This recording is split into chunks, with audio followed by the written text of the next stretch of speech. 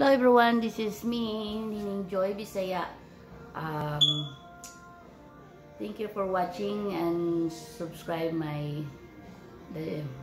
channel. Ito po ngayon ay magluluto ako ng ampalaya na may itlog at sardinas. Ito po ay luto ng probinsya at ito po ay gusto din ng tatay ko. Paborito niyang gulay ay ampalaya. Okay po, at start na natin yung gagawin natin. Standard lang po dyan. So ito po, unahin natin yung mantika. Yun natin yung ano. Kasi dry naman po yung ano natin. Kunting mantika lang po. Parang masutay lang yung ating sibuyas at garlic.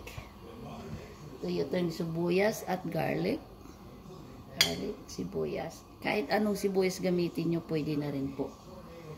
Ito ay red ang ginamit ko. So, ilagay ako ng 2 itlog na nabati ko na siya. Ito siya po. Ampalaya, malinis niya siya.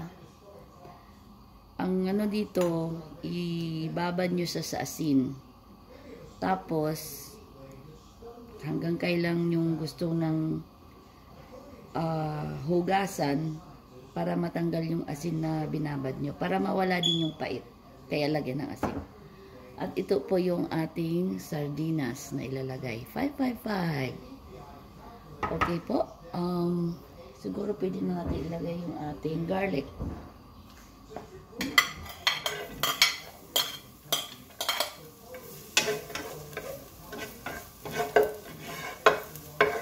Sa mahilig ng sampalaya dyan, ito po yung pwede nyong gawin. Alam ko maraming Pilipino alam itong gawin. Pero ito kasi, dahil dito kami sa Amerika, nakakamiss yung luto ng probinsya. Yung mga ganitong kakainin. Which is marami namang Filipino store dito. Pero minsan kasi, mas lulutuin mo yung mas mabili mo lang sa ibang store na hindi sa Filipino store. Eh wala naman ng mga pampalaya-palaya, wala naman yung mga sardinas. So, bihira lang makaluto ng ganun.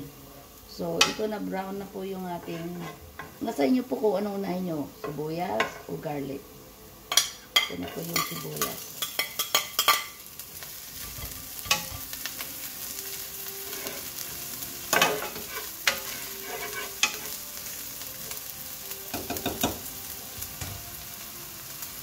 Hinaan lang nyo po yung apoy.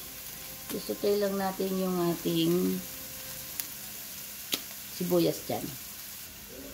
At ito na po, naano na yung ating sibuyas.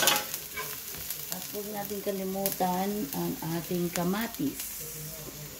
Isang kamatis. Lagay natin kamatis. Halo na ng halo. Isutay din nyo yung kamatis.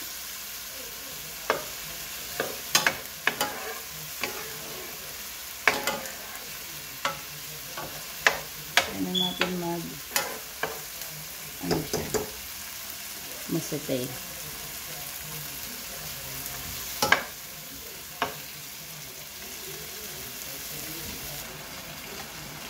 Nga pala, nilagay ko na yung ating sardinas. Kung gusto nyo, durugin nyo sa sardinas, hatiin nyo sa gitna kung medyo malaki. Kasi pagkatapos ng sutay ng ating sibuyas, tsaka yung kamatis, lagay nyo na yung sardinas. At pwede na rin isunod nyo yung ampalaya. Kasi once na ilagay nyo riyan ampalaya,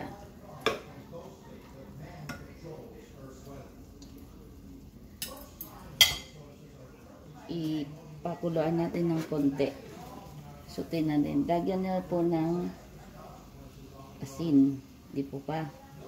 Para medyo, kasi mayroong asin na siya eh. Kaya, kahit konti lang ilalagay. Kasi po, para hindi maalat. Tsaka kung gusto nyo ng black pepper, sa probinsya wala namang ganito. Medyo ano lang tayo ngayon. At saka itong garlic powder. Konti lang din po. Anong gusto niya. So, haluin natin. Kasi pwede nating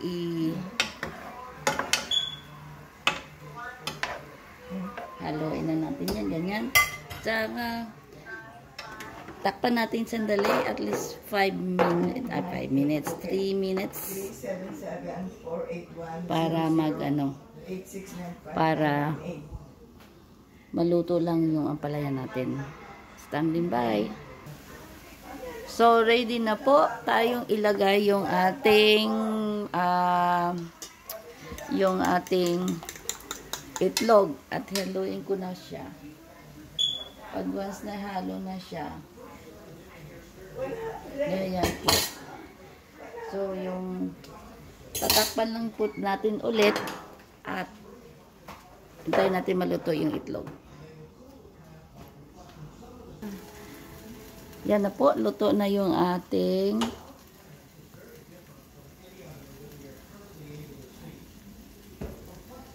ampalaya na may itlog, na may sardinas.